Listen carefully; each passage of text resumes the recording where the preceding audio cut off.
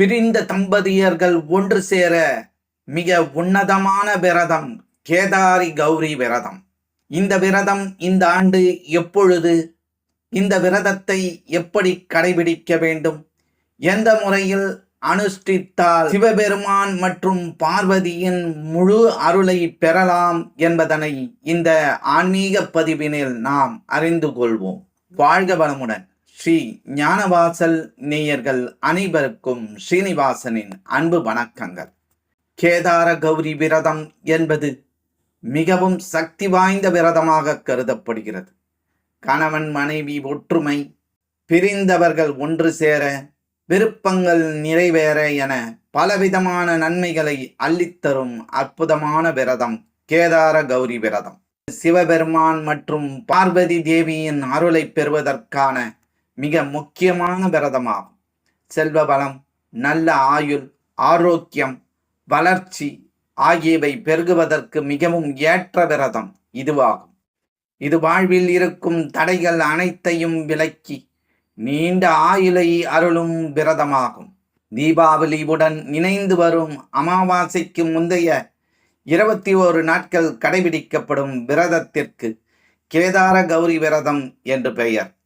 கேதார கௌரி விரதத்தின் போது பூஜை செய்து 21 வகையான பழங்கள், 21 வில்வ இலைகள் ஆகியவற்றை சிவபெருமானுக்கும் பார்வதி தேவிக்கும் படைத்து வழிபட வேண்டும்.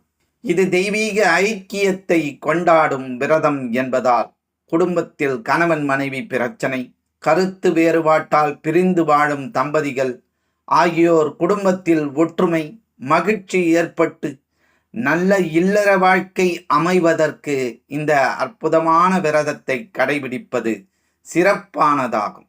இந்த ஆண்டு கேதாரி கௌரி விரதம் அக்டோபர் 1ஆம் தேதி துவங்கி அக்டோபர் 21ஆம் தேதி வரை கடைபிடிக்கப்பட உள்ளது.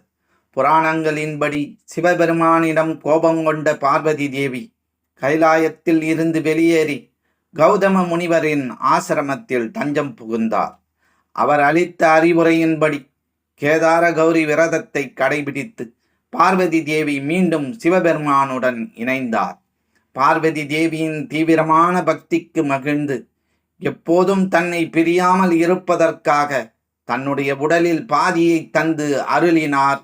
இதுவே அர்த்தநாரீஸ்வரர் வடிவமாகும். இது நடந்தது தீபாவளி அன்று வரும் அமாவாசை தினத்தில் என சொல்லப்படுகிறது. இதை விருப்பங்களை நிறைவேற்றும் விரதம் என்றும் சொல்கின்றார்கள். கேதார கௌரி விரதம் இருப்பவர்கள் சூரிய உதயத்திற்கு முன் எழுந்து விரதத்தை துவங்கிவிட வேண்டும். கலசம் வைத்து அதில் கேதாரீஸ்வரரை எழுந்தருள செய்து 21 நூல் சுற்றி 21 முடிச்சுகள் போட்டு வைக்க வேண்டும். அந்த கலசத்திற்கு தினமும் பூ பழங்கள் படைத்து வழிபட வேண்டும்.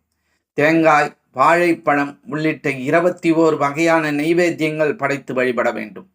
விரதம் இருப்பவர்கள் தினமும் ஒருவேளையாவது உணவு ஏதும் சாப்பிடாமல் இருப்பது சிறப்பு. சிலர் ஒருவேளை மட்டும் சாப்பிட்டு விரதம் இருப்பார்கள். சிவபெருமான் மற்றும் பார்வதியை போற்றும் மந்திரங்கள், ஸ்லோகங்கள் ஆகியவற்றை சொல்லி வழிபட வேண்டும். எதுவும் தெரியாதவர்கள் ஓம் நமச்சிவாயா மந்திரத்தை சொல்லி வழிபடுவது சிறப்பு.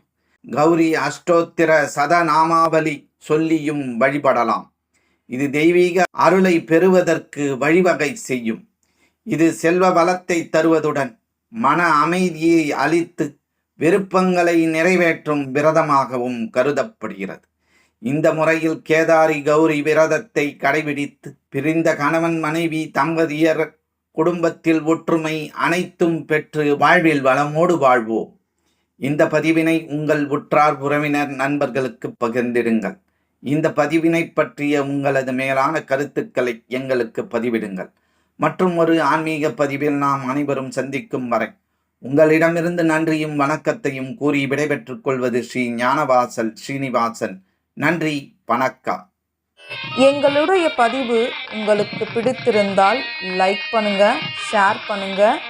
மீண்டும் தொடர்ந்து இது போல பல பதிவுகளை பார்ப்பதற்கு எங்கள் சேனலை சப்ஸ்கிரைப் செய்து பெல் ஐக்கானை கிளிக் செய்து கொள்ளவும். நன்றி, வணக்கம்.